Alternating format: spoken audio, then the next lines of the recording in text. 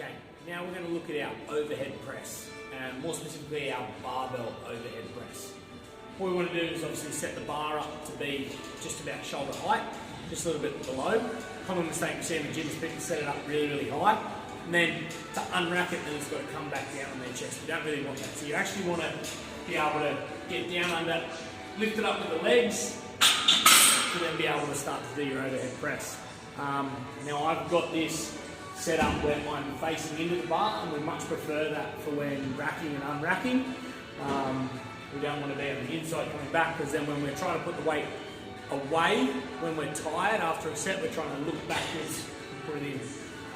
So always face into your bar.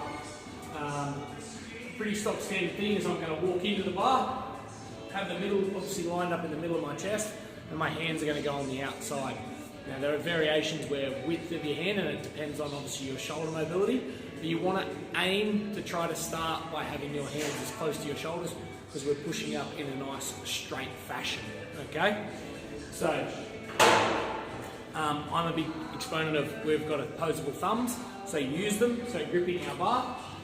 And another thing we want to concentrate on our overhead press is we don't want to let our wrists get back like this, because when there's a lot of weight pushing down on that wrist, that causes a lot of pain and can cause wrist issues.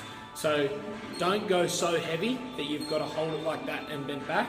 That means you're not quite strong enough for it yet. Boom, get that wrist nice, locked out straight. That's going to make you work more forearm muscles as well, and stay nice and strong there.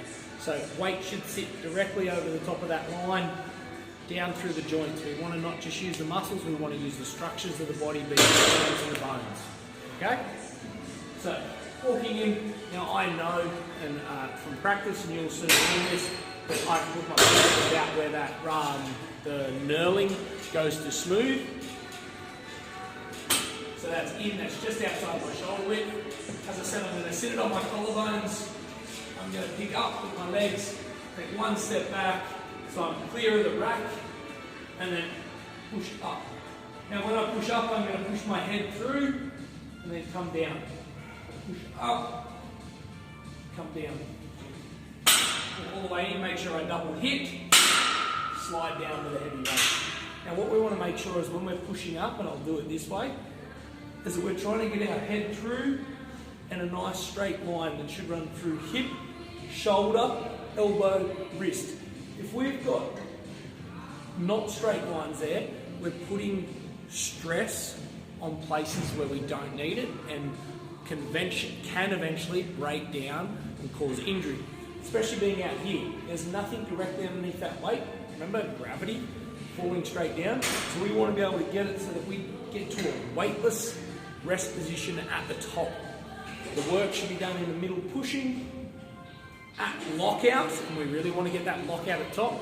The weight should seem a little lighter, it won't be, but it should seem a little lighter because it's actually being supported by the structures of the joints. You know, we should have a straight line, ankle, knee, hip, shoulder, elbow, wrist. Nice big straight line, okay? That is our overhead press. Give it a go. If you've got any questions, just shoot us through a message.